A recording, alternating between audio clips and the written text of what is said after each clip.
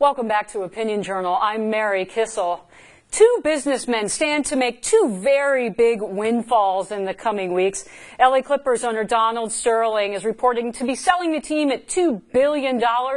And rapper and co-founder of Beats Electronics, Dr. Dre, will also make a boatload selling his company to Apple for $3 billion. What do these guys have in common? I've got Business World columnist Holman Jenkins Jr. on the line. Holman, link these guys together for me because I don't see it. What do they have in common? Well, what they have in common is that these big windfalls are coming because of the huge media appetite for content programming. The Clippers are going to sell for almost 4 times what any NBA team has ever sold for, and they're the number 2 team in LA, and they've been perennial losers. But, those cable TV companies that want to fight off Netflix, one way they can do it is with live sports. So whoever buys the Clippers is probably going to be Ballmer. It hopes to cash in by selling TV rights. And on the other hand, you got Beats, which is selling its music streaming and headphone business to Apple. Apple has big plans to be a player in the media world in the future, expand iTunes, expand Apple TV. And one thing it wants to offer in this package is going to be Beats music streaming service, in which celebrities help to create playlists. That's one of its unique selling features. And so that's why the founder is going to get $3 billion from Apple.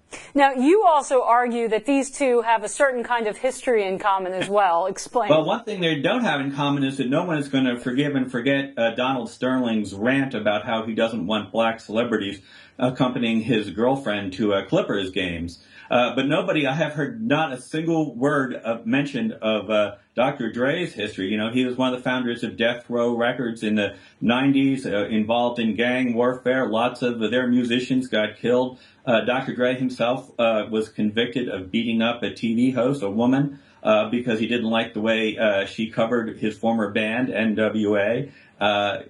Anybody who wants to learn about that should just Google the name Dee Barnes or see her Wikipedia page for an account from Rolling Stone about what happened to her. Yeah, you're right, Holman. I haven't read about that anywhere in any of the major media coverage.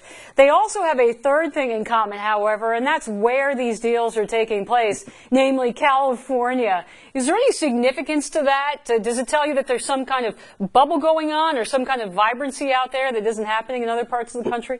Yeah, well, it's L.A. partly and it's Silicon Valley partly. There's 2 big bubbles going on. Silicon Valley, web businesses are going through the roof, and Beats is partly that. And then there's this sports franchise bubble because, as I said, you have all these cable operators and others competing for this very rare kind of programming that people have to consume live and they can't get from Netflix. So the price is going through the roof for sports franchises. The LA Dodgers sold 2 years ago for $2 billion, which was, the biggest price ever. And now you've got the Clippers, a really third-rate franchise, almost that.